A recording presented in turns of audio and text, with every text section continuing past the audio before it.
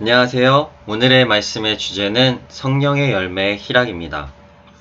여러분은 행복하고 싶으신가요? 대부분의 사람들이 이 말에 동의할 것입니다. 해피메이커라는 약을 아십니까? 의학적으로 우리 몸에서 슬픔과 행복을 느끼는 요소를 완화시키면 행복할 수 있지 않을까 생각하고 많은 돈을 들여 개발한 약입니다. 실제로 존재하는 프로작이란 약이지요. 이 약은 우울증 치료제로 사용됩니다. 마약과 달리 금단 증세도 없고 값이 싸다는 이유로 정상적인 사람들도 마약 대신 프로작을 애용한다고 합니다. 더 놀라운 소식은 많은 여성들이 이 약을 애용하고 있다고 합니다. 이 약이 식욕을 억제하는 성분이 있어 비만 관리, 다이어트에 사용한다고 합니다. 이렇게 단돈 2달러면 매일 행복을 살 수 있습니다. 여러분 어떠신가요? 이 약을 사보지 않으시렵니까? 하지만 이 좋은 약에도 심각한 부작용이 있다고 합니다. 이 약을 애용하던 두 소녀는 1999년 4월에 900여 발의 총을 쏘며 13명을 죽였습니다. 비운의 교통사고를 냈던 영국의 다이애나 비와 다이애나 비를 태우고 갔던 운전사들도 모두 이 약을 애용했다고 하지요. 이 약이 꼭 이런 문제를 일으킨다는 결론에는 무리가 있을 수 있겠습니다. 그러나 약물이 치료에는 도움이 되지만 우리에게 본질적인 기쁨과 행복을 주는 것은 아니라는 것을 알 수 있습니다. 이 예시를 보며 생각하건대 행복에도 차원이 있고 기쁨에도 질이 있습니다. 기쁨엔 쾌락이 있고 희락이 있습니다. 쾌락은 소유를 통해서 얻는 기쁨이나 희락은 존재 자체가 기쁨 덩어리로 바뀌는 것입니다.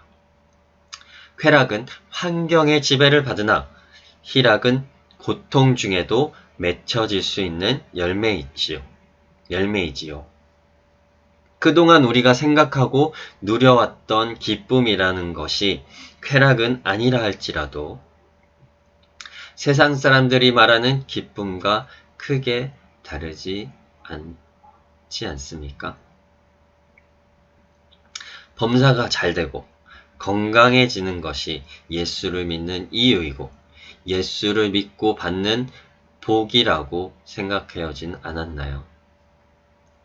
이 땅에 개신교의 씨앗이 심긴 지 120년이 되었습니다.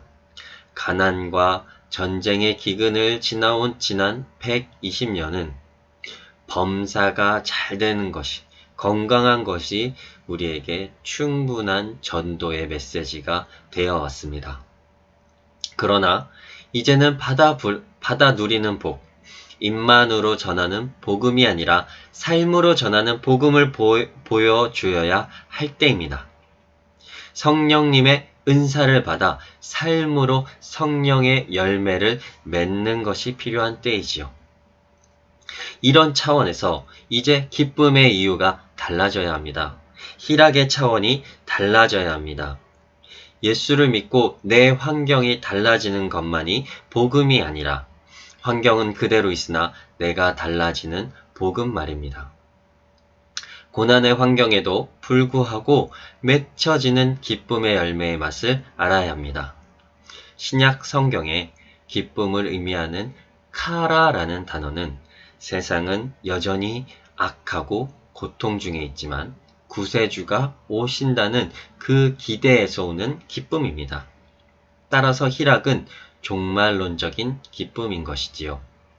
우리가 이미 잘 알고 있는 본문의 내용이지만 항상 마음에 걸리고 의문에 들었던 단어들이 있지 않으신가요? 항상, 모든, 무엇에든지, 언제나 라는 단어들 말입니다. 어떻게 항상, 모든 것에, 무엇이나, 언제나 기뻐하고 감사할 수 있다는 것입니까? 바울은 귀신 들린 아이를 고쳐주는 착한 일을 하다가 감옥에 갔습니다. 바로 언제나 기뻐하라는 이 본문의 내용을 쓴 때 말입니다. 착한 일을 하다 감옥에 갔다는 이것은 분통을 터뜨릴 만한 아주 억울한 일입니다. 그런데도 오히려 바울은 기뻐하라라고 이야기하고 있습니다. 이 배경과 바울의 이 말은 아주 억지스럽고 모순되게 느껴집니다. 하지만 그럼에도 바울은 계속해서 주장하고 그리고 그 비결을 이야기하고 있습니다. 언제나 항상 기뻐할 수 있는 바울의 비결은 주 안에서 기뻐하라 라는 것입니다. 주 안에서가 바로 그 비결인 것이지요. 본문의 4장 4절입니다. 주 안에서 항상 기뻐하라. 내가 다시 말하노니 기뻐하라. 4장 10절입니다. 내가 주 안에서 크게 기뻐함은 13절 내가 능력 주시는 자 안에서 내가 모든 것을 할 수 있느니라. 이 말도 결국 주 안에서 기뻐한다는 뜻입니다. 3장 1절에도 주 안에서 기뻐하라 라고 했습니다. 기뻐할 조건이 복잡하고 어려운 것이 아닙니다. 우리가 기뻐할 수 있는 이유는 분명하고 단순합니다. 주 안에서입니다. 바울 서신 중에서 주 안에서와 예수 안에서라는 단어는 무려 132회나 나옵니다. 여기 주 안에서의 기쁨은 구원을 얻은 기쁨, 한정된 삶에서 영생을 얻은 기쁨, 바로 절대적인 기쁨입니다. 제 사함을 받고 하나님의 자녀가 된 이 기쁨은 절대로 빼앗길 수 없는 영원한 특권입니다. 바로 하나님이 약속하신 것이기 때문이지요. 이에 비해서 우리가 이 기쁨의 영향을 받는 환경은 언제나 바뀝니다. 환경은 일시적이요, 순간적이요, 모두 지나가는 것입니다. 그러나 예수 안에서의 나의 존재, 나의 신분은 영원합니다. 그래서 우리는 환경에 갇혀 울고 웃는 존재가 아닙니다. 그렇게 창조된 것이 아니지요. 또 하나님이 그렇게 인도하시지도 않습니다. 우리에겐 환경을 뛰어넘는 기쁨이 있습니다. 바로 하나님이 우리와 언제나 함께 하시기 때문이죠. 또 우리가 좌지우지 되어지는 이 환경이라는 것은 바로 우리가 그 환경의 주인입니다. 천지창조 때에 하나님께서 이미 사람에게 다스리는 권한을 주셨습니다. 창세기 1장 28절에 나오는 말씀입니다. 따라서 사랑하는 주님을 위해 손해볼 때도 우리는 기뻐할 수 있습니다. 예수님 때문에 고난을 받을 수 있다는 것은 바로 기쁨인 것이지요. 교회를 위해 수고하고 헌신하고 희생하는 것도 아무에게나 행할 수 있는 능력도 또 기회도 될 수 없습니다. 하나님의 자녀들만이 누리는 특권이요 기쁨입니다. 사도 바울이 말하는 기쁨은 재물을 얻고 출세를 하고 내가 유명세를 얻고 하는 그런 기쁨이 아닙니다. 이 바울이 이야기하는 기쁨은 죄를 이기고 불편한 환경을 이기고 악을 이기고 사망을 이기는 권세의 기쁨입니다. 오늘 본문의 말미에는 희락의 본질을 설명하는 구절이 나옵니다. 4장 13절 내게 능력 주시는 자 안에서 내가 모든 것을 할 수 있느니라. 많은 성도들이 여기 모든이라는 말에 자신의 소원과 꿈을 넣어서 기도합니다. 괜찮습니다. 아주 좋은 신앙이라고 말할 수 있습니다. 그러나 이렇게만 적용하는 것은 아직 어린 신앙이라 할 수 있습니다. 그 이유는 이 본문이 쓰인 배경에 있습니다. 바울이 감옥에 수감되었을 때 빌립보 교인들이 수고스럽게 먼 길을 아주 먼 길을 많은 위문품을 싸들고 무겁게 수고스럽게 위문품을 싸들고 바울에게 왔습니다. 그 위문품들을 바울 앞에 한 보따리 풀어놓았더니 사도 바울이 그 위문품을 받고 빌립보 교인들에게 답사하는 내용이 바로 오늘 본문인 것이지요. 바울은 그 수고와 노력 그리고 그 많은 적지 않은 그 위문품을 보고 감사하고 기뻐한 것이 아닙니다. 그것은 바로 다음 4장 14절에 명료하게 그 이유가 나와 있습니다. 너희가 내 괴로움에 함께 참여하였으니 잘하였도다. 바울은 빌립보 교인들이 하나님의 일에 쓰임받고 동참했다는 것에 감사와 기쁨을 느꼈던 것입니다.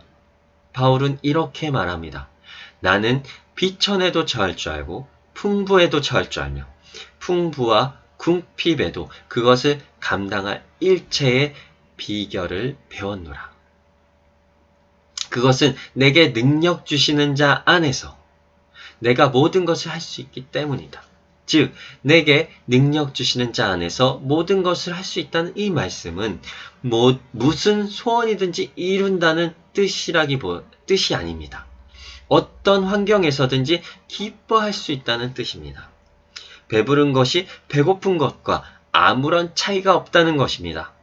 배부른 것이 나를 교만하게 하거나 나를 풍족하게 하거나 방종하게 하지 않듯이 배고픈 것도 나를 비굴하게 하거나 할 수 없다는 말인 것이지요. 풍부와 빈곤, 그 모든 것에서 나는 기뻐한다는 것입니다. 세상 사람들은 이렇게 묻습니다.